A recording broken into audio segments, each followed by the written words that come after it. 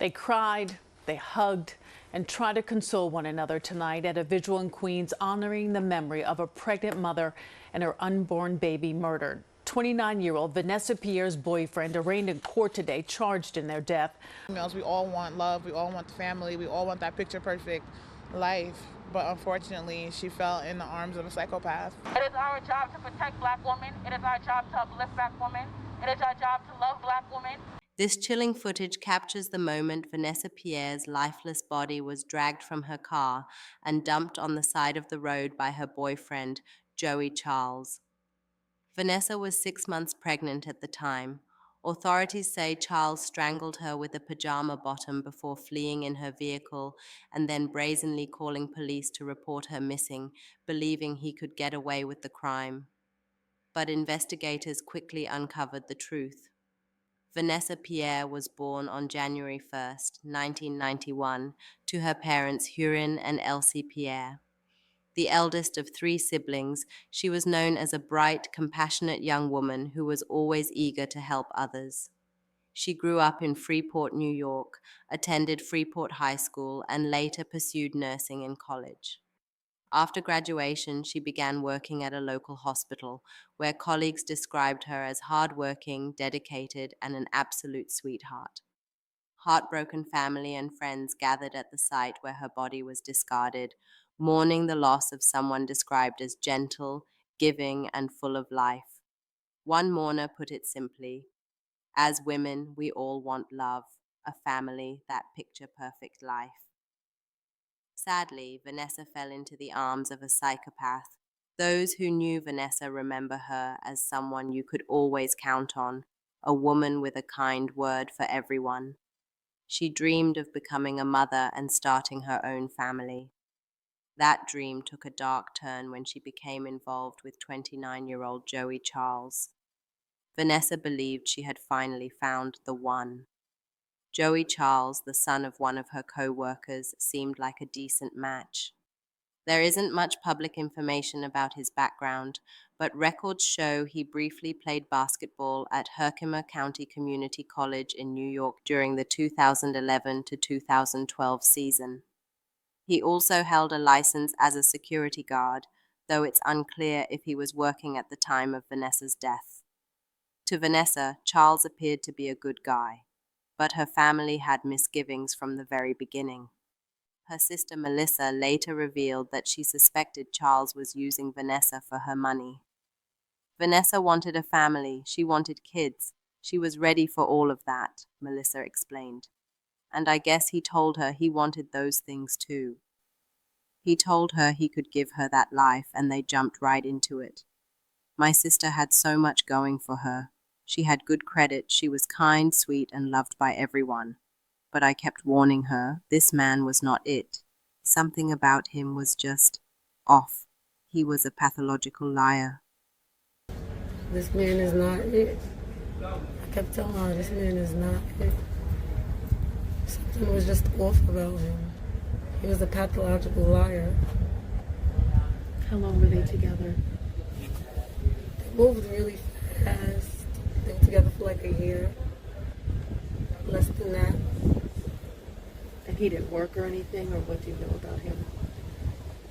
What it looked like he wasn't really working. Despite Melissa's repeated warnings, Vanessa was in love. The relationship moved at lightning speed. Less than a year after they started dating, Vanessa was already pregnant. But by then, troubling signs were showing. Charles didn't appear to be working, and his control over Vanessa grew stronger. Before meeting him, Vanessa had her own apartment and a car. Soon after, he began isolating her from her friends and family, and her independence slipped away.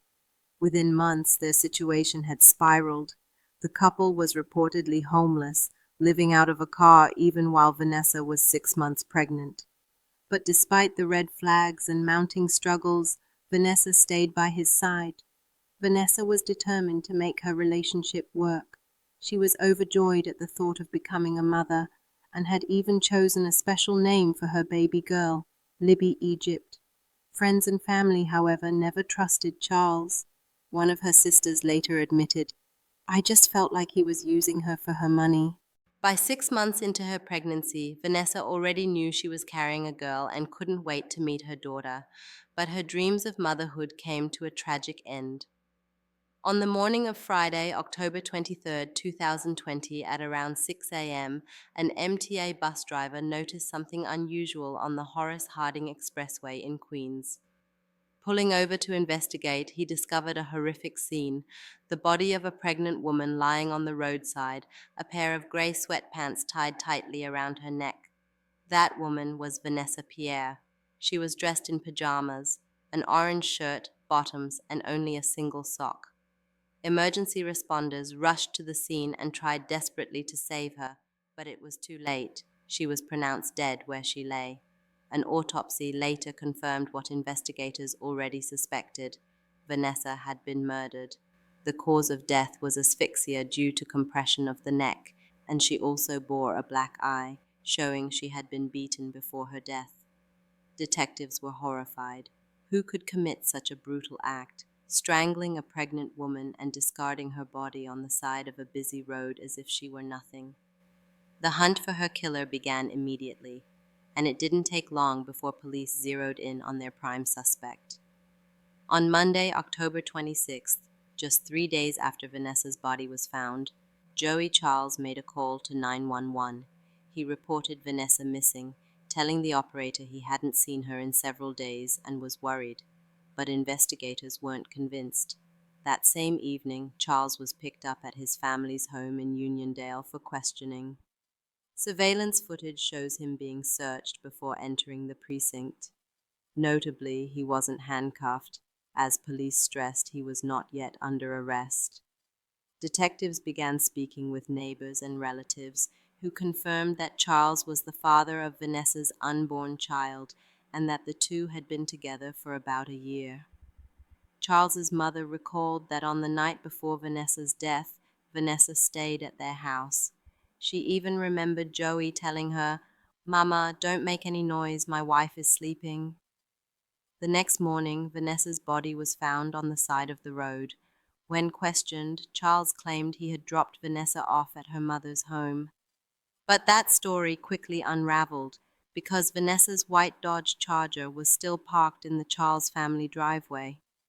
Relatives expressed shock.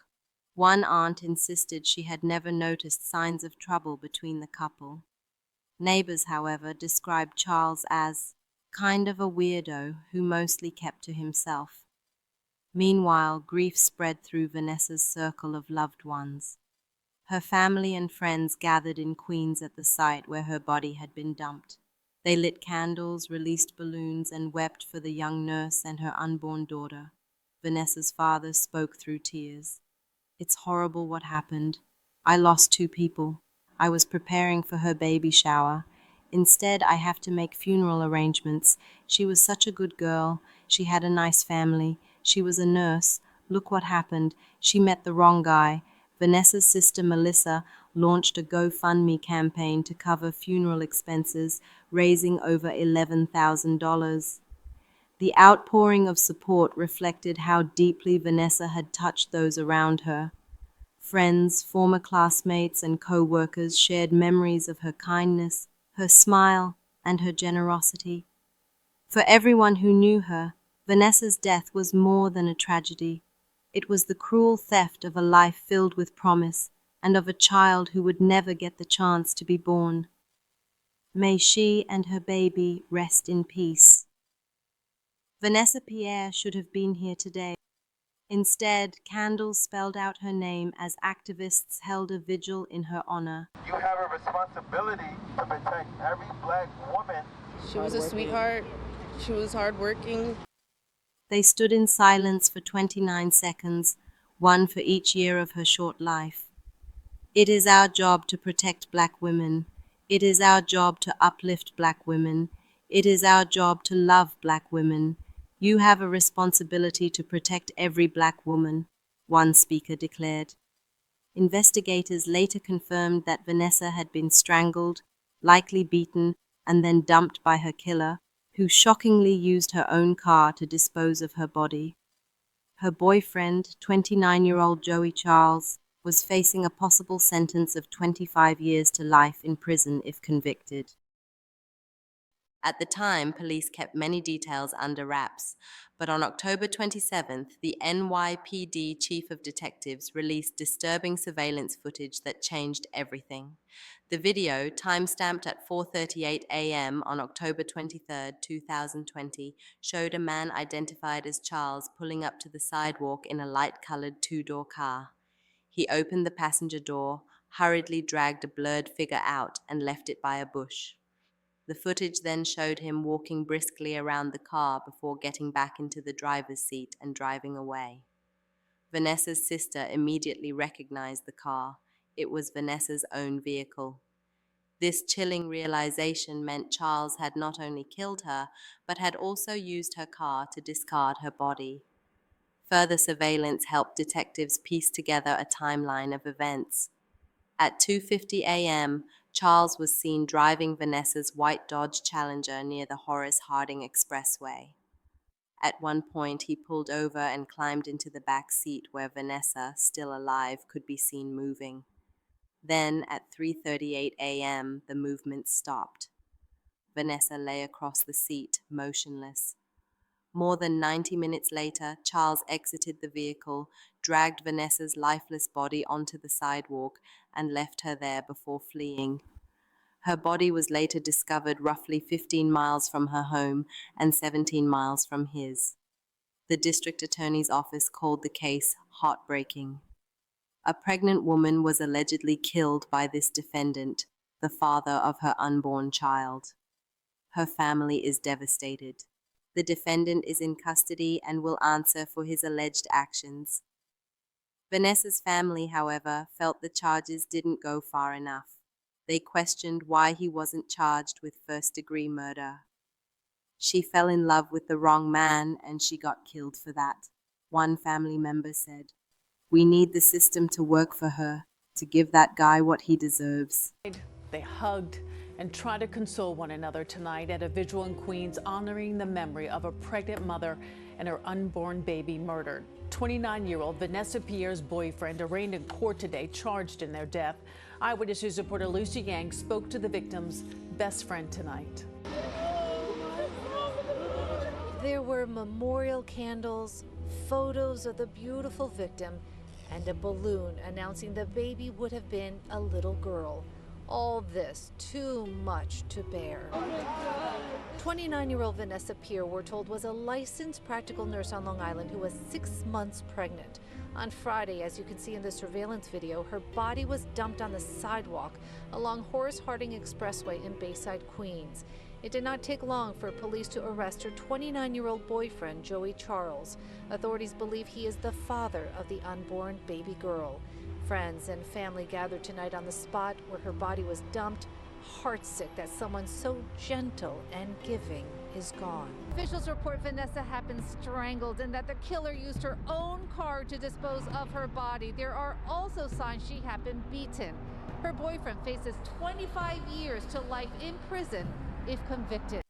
Friends who decorated a nearby overpass with flowers, candles, and photos said they always sensed something was wrong with Charles. Sadly, their fears were confirmed too late.